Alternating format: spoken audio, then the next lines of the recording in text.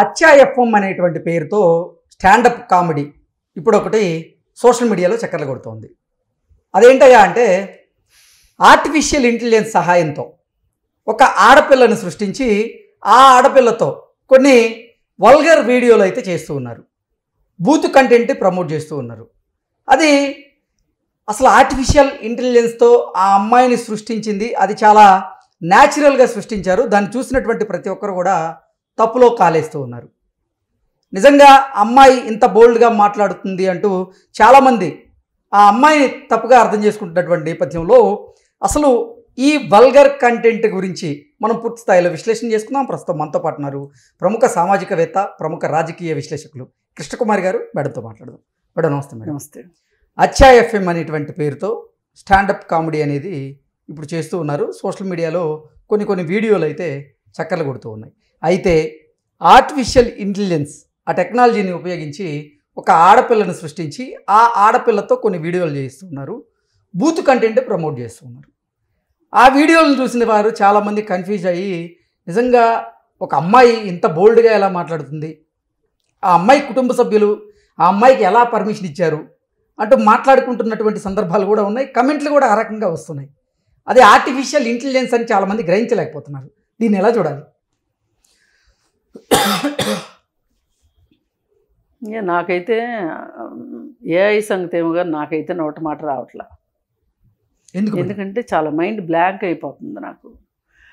ఇప్పుడు టీవీల్లో వచ్చే జబర్దస్త్ షోలు కావచ్చు, శ్రీదేవి డ్రామా కంపెనీ కావచ్చు, ఇట్లాంటి కొన్ని షోస్ కొన్ని చెవులకి వినటానికి కష్టంగా, చూడడానికి కష్టంగా, మాట్లాడుకోవడానికి కష్టంగా ఉన్న షోలు వస్తున్న ఈ సందర్భంలో ఇలా ఈ ఏఐ ద్వారా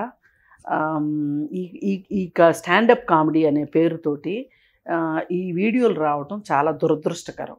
ఎందుకంటే స్టాండప్ కామెడీకి ఒక విలువ, ఒక ప్రాధాన్యత ఉంది.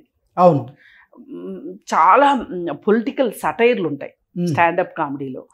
లేదు అనుకుంటే ఫ్యామిలీ డ్రామాలో ఉండే జోక్స్, ఫ్రెండ్స్ మధ్యలో ఉండే జోక్స్, బాడీ షేమింగ్ గురించి జోకులు, ఇట్లా కొన్ని జోక్స్ ఉంటాయి. చాలా వరకు మట్టుకు ఒక వాళ్ళకి ఎవరూ పరిమితులు పెట్టలేదు కానీ ఒక మర్యాదపూర్వకంగా ఉండేయే నేను చూశాను స్టాండప్ కామెడీలో. అసలు ఈ స్టాండప్ కామెడీ ఎంత దూరం వెళ్ళింది అంటే అసలు కొన్ని రాష్ట్ర ప్రభుత్వాలు స్టాండప్ కామెడీని వాళ్ళ ప్రభుత్వాలకి ఏమి ఇబ్బంది వస్తుందోనని చెప్పి నిలిపేసినాయి. పలానా అతను మా రాష్ట్రానికి రావటానికి వీల్లేదు, మా పట్టణానికి రావటానికి వీల్లేదు. ఇప్పుడు హైదరాబాద్ కూడా ఒకరిద్దరిని రానివ్వలే, ముస్లిమ్స్కి సంబంధించిన వాళ్ళని ఎవరినో. అట్లాగే మహారాష్ట్రలో ఈ స్టాండప్ కామెడీ బాగుంటుంది, ఢిల్లీలో ఉంటుంది, కానీ హైదరాబాద్లో చాలా రెగ్యులర్గా స్టాండప్ కామెడీ జరుగుతుంది. చాలా ఇష్టంగా 200 రూపాయలు టికెట్ పెట్టుకుని వెళ్ళి చూస్తున్నారు స్టాండప్ కామెడీని.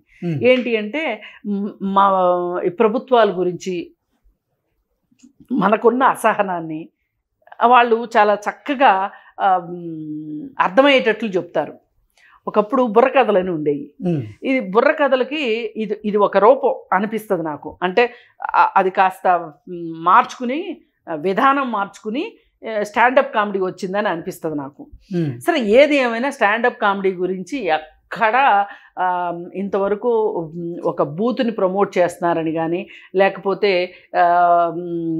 పిల్లలు చూడకూడని చెప్తున్నారనో, లేకపోతే ఎవరి ఆత్మగౌరవానికి భంగం కలిగించేలాగా చెప్తున్నారనే మాట లేదు ఇంతవరకు. చాలా గౌరవం ఉంది స్టాండప్ కామెడీ అంటే. అది అంత ఈజీ కూడా కాదు. ఇప్పుడు భారీ డైలాగులు, సీరియస్ డైలాగులు చెప్పడం ఈజీ, కామెడీ పండించడమే కష్టం. అట్లా ఉన్నదాన్ని ఇవాళ ఈ స్టాండప్ కామెడీ పేరుతోటి ఈ ఏఐ ఆధారితంగా చుట్టూ మనుషుల్ని క్రియేట్ చేసి బూతులు మట్టుకు మనుషులే రాస్తున్నారు. ఏఐ రాయట్లా బూతులు, మనిషి రాస్తున్నాడు బూతులు. ఇవాళ ఎంత దుస్థితి వచ్చిందో మనిషికి చూడండి. తను రాసిన బూతుల్ని తనే చెప్పుకోలేని పరిస్థితికి ఒక ఏఐ ద్వారా చెప్పిస్తున్నాడు అంటే ఇది కదా నిజమైన దరిద్రం. అసలు నిజంగా ఆ వీడియోలు చూస్తే చాలా ఆర్టిఫిషియల్ ఇంటెలిజెన్స్ తో సృష్టించిన ఆడపిల్ల లేదంటే అసలు నిజంగా ఆడపిల్ల అనే మీరు ఏఐ అని చెప్పే వరకు నాకు డౌట్ రాలా. ఒక ఆడపిల్లతోటి ఇన్ని మాట్లాడిస్తున్నారు, అసలు ఇంత హావభావాలతోటి ఒక మనిషే వచ్చి నుంచుని చేస్తున్నట్లుగా ఏఐ ఏంటిది అసలు? ఎట్లా, ఎందుకు? పోనీ నేనేమన్నా పొరపాటు అర్థం చేసుకుంటున్నానా? నేను కింద కామెంట్స్ అవన్నీ నేను మొత్తంగా చూడలే, ఊరికే ర్యాండమ్గా తిప్పుతుంటే అది కనిపించింది. ఏదైనా చాలా బాధాకరం ఇది. ఇది మట్టుకు అర్జెంటుగా ఆపాల్సిన అవసరం ఉంది. ఇది ఎంత ఇంకొకటి పేరేమో అచ్చా ఎఫ్ఎం, వాళ్ళు చేసేటువంటి షోలు లుచ్చా ఎఫ్ఎం. ఇది అచ్చా ఎఫ్ఎం కాదు, ఇది లుచ్చా ఎఫ్ఎం. ఇంత బూతుల్ని ప్రమోట్ చేయడం అనేది మటుకు కరెక్ట్ కాదు. దీనిపైన ఖచ్చితంగా ఒక నియంత్రణ అయితే కావాల్సిన అవసరం ఉంది. వీలైతే పిల్లు కూడా వేయాల్సిన అవసరం ఉంది దీని మీద. అసలు నిన్న మొన్న నేను ఇంకో విషయం మీద కూడా చాలా బాధ అనిపించింది నాకు. ఇప్పుడు లావణ్యది ముగిసిపోయిన కథ అయిపోయింది. లావణ్య చాప్టర్ క్లోజ్ అయిపోయింది. అది క్లోజ్ ఎందుకయింది? ఆ అమ్మాయి అతి తెలివి వల్ల అయిందా? ఆ అమ్మాయి చేతకాంతనం వెళ్ళిందా? లేకపోతే ఈమె ఎదురుగా ఉన్నవాళ్ళు ఎక్కువ బలవంతంగా ఉన్నారా? వాళ్ళ వెనక ఉన్న శక్తులు ఏంటి అనేది వేరే విషయం. కానీ ఈ రోజుకి కొన్ని యూట్యూబ్ ఛానల్స్లో ఆ అమ్మాయి మాట్లాడిన పాత ఆడియోలు, బూతుల ఆడియోలు చక్కర్లు కొడుతున్నాయి. ఇది ఏమాత్రం క్షమించే విషయం కాదు.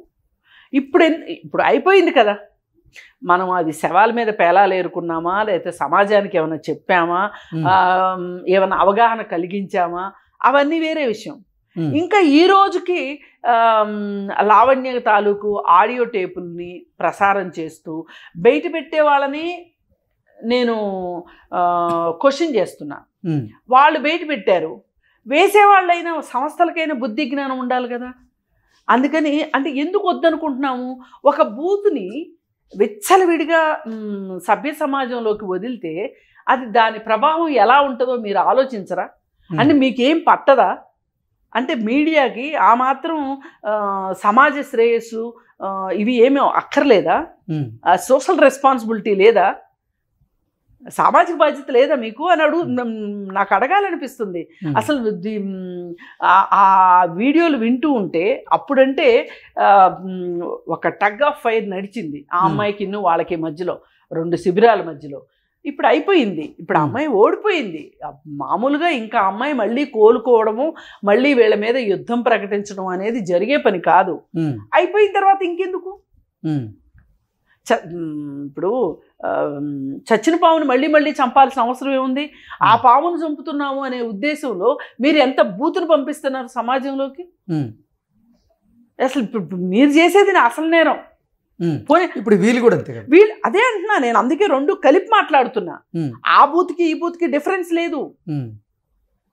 ఇప్పుడు ఇవన్నీ ఏంటి అంటే మనిషిలో ఎక్కడో నిద్రాణమైన ఒక వికృతమైన కోరికని బయటికి తీసుకొస్తాయి, ప్యాంపర్ చేస్తాయి. ఇప్పుడు ఎక్కడో ఉంటాయి ప్రతి మనిషి. ఇప్పుడు అందరూ ఏం చెప్పాలి, పరిశుద్ధాత్మలను పరిశుద్ధమైన మనసుతోటి పరిశుద్ధమైన ఆలోచనలతో ఉంటారని అనుకోము. ప్రతి మనిషిలోనూ వికృతం ఉంటుంది, మంచి ఉంటుంది, చెడు ఉంటుంది. ఇప్పుడు ఎప్పుడైతే మనము ఒక మొక్కకి మంచినీళ్ళు పోస్తూ ఎరువు పోస్తూ మొక్కను పెంచుతామో అది మంచి ఫలాలను మంచి పువ్వులను ఇస్తుంది. అదే మనం బాగా ఎరువులు వేసేసి క్రిమికీటకాలను వాడి చేస్తే మనం విషం తిన్నట్లే కదా. ఇప్పుడు ప్రకృతి ఆధారిత వ్యవసాయం అనేది ఎందుకు ఇవాళ ఇంత ప్రాచుర్యం పొందుతుంది? మీరు వేస్తుంది ఏంటి? ఎరువులు వేస్తున్నారు,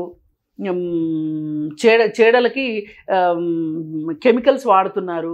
దీనివల్ల కాలుష్యాన్ని మనం తింటున్నాము అనే ఒక కెమికల్సే తింటున్నాం కదా అని మాట్లాడుకుంటున్నట్లే ఇప్పుడు అదేమో తింటున్నాము, ఇదేమో వింటున్నామో చూస్తున్నాము. కానీ దాని ప్రభావం బలంగా మన మీద పడుతుంది కదా. ఖచ్చితంగా పడుతుంది. పైగా ప్రాబ్లం ఏంటి అంటే అసలు ఇప్పుడు ఈ ఫోన్కి పిల్లలు కూడా వింటారు కదా. ఇప్పుడు పిల్లలు వచ్చి వాటి అర్థాలు అడిగారు అనుకోండి తల్లిదండ్రుల్ని, ఏంటి చెప్తారు? సినిమాల్లో వచ్చే బూతులు అర్థాలు చెప్పలేక వస్తున్నారు. మళ్ళీ అవి సాలన్నట్టు ఇవి. అందుకని ఏది ఏమైనా దీనిని మట్టుకు సహించే విషయం కాదు. ఇది ఇంత కాలుష్యాన్ని, అంటే సాంస్కృతిక కాలుష్యం ఇది. మీరు కూడా నిజమని నమ్మారు? నేను నమ్మి కాకపోతే ఏంటంటే 2-3 సార్లు చూసి ఒకే డ్రెస్లో ఉండేసరికి నాకు ఎందుకో డౌట్ వచ్చింది. డౌట్ వచ్చి ఇప్పుడు కొన్ని చాలా బాగుంటున్నాయి. ఏంటి, చిన్న పిల్లలతోటి పెద్దవాళ్ళ గొంతుతోటి AI తోటి చేస్తున్నారు, అవి బాగుంటున్నాయి. ఒక అతను మా ఆవిడ తప్పిపోయింది అని పోలీస్ అతనికి ఫోన్ చేసి అడుగుతాడు. అయితే అతను నువ్వేం చేసావు అంటే నేను మటన్ కూర సరిగా వండలేదు అంటాడు. వాడు అంటాడు అసలు కేసు సంగతి వదిలేసేసి మటన్ కూర ఎట్లా ఉండాలో చెప్తాడు. కొంచెం సరదాగా ఉన్నాయి, ఒక లెవెల్ వరకు సరదాగా ఉన్నాయి. ఆ వేస్తుంది కూడా బొడ్డు వాళ్ళతోటి అవి బాగున్నాయి. అండ్ మీ ఇంటికి దొంగతనానికి వచ్చాను, మీ ఇంట్లో అన్నం తిన్నాను, కూర ఏం బాగలేదు, రోజు ఈ వంట మీరు ఎట్లా తింటున్నారు, సరదాగా నవ్వుకోవడానికి బాగున్నాయి. కానీ ఈ కాలుష్యాన్ని ఎట్లా భరించగలరు? వల్గర్ కంటెంట్ ని ప్రమోట్ చేయడం చాలా వల్గర్ కంటెంట్ సమాజం చాలా ప్రభావం చూపిస్తుంది. నేను అదే అంటున్నా, మనిషిలో ఎక్కడో నిద్రాణమైన దాన్ని నిద్ర లేపుతున్నారు వీళ్ళు. నిద్ర లేపి ఆ బూతు, మన మనసుల్లో ఉండే బూతుని నిద్ర లేపి అది బయటికి వస్తుంది. ఇప్పుడు మనం జబర్దస్త్ ఇవన్నీ కూడా చూడడం వెనకమాల రీజన్ ఏంటి అంటే, మనం ఎక్కడికో వెళ్ళిపోతున్నాం, మనలో ఉన్నదేదో బయటకు వస్తుంది. ఈ రోజుకి జబర్దస్త్ వచ్చినా చూడని వాళ్ళు ఉన్నారు, చూసేవాళ్ళు ఉన్నారు. ఇప్పుడు మళ్ళీ ఇంకో కొత్త సిరీస్ స్టార్ట్ అవుతుంది. మళ్ళీ ఇంకెన్ని కొత్త బూతులు, కొత్త ద్వంద్వార్థాలు చెప్తారో చూడాలి మరి. అందుకని కాకపోతే ఇది మరీ ప్రమాదకరంగా ఉంది. అందుకని సోషల్ మీడియాలో కంటెంట్ పెట్టేటప్పుడు కూడా మనకి వ్యూస్ వస్తాయి అనే దానికంటే కూడా దీనివల్ల ప్రభావం ఎంత ఉంటుంది అనేది ఖచ్చితంగా ఆలోచించాల్సిన అవసరం మీడియా హౌస్లకు ఉంది అని నేను నమ్ముతున్నాను. ఇది మట్టుకు అర్జెంటుగా ఇది నిషేధించాల్సిందే. Okay madam, thank you so much. Thank you so much.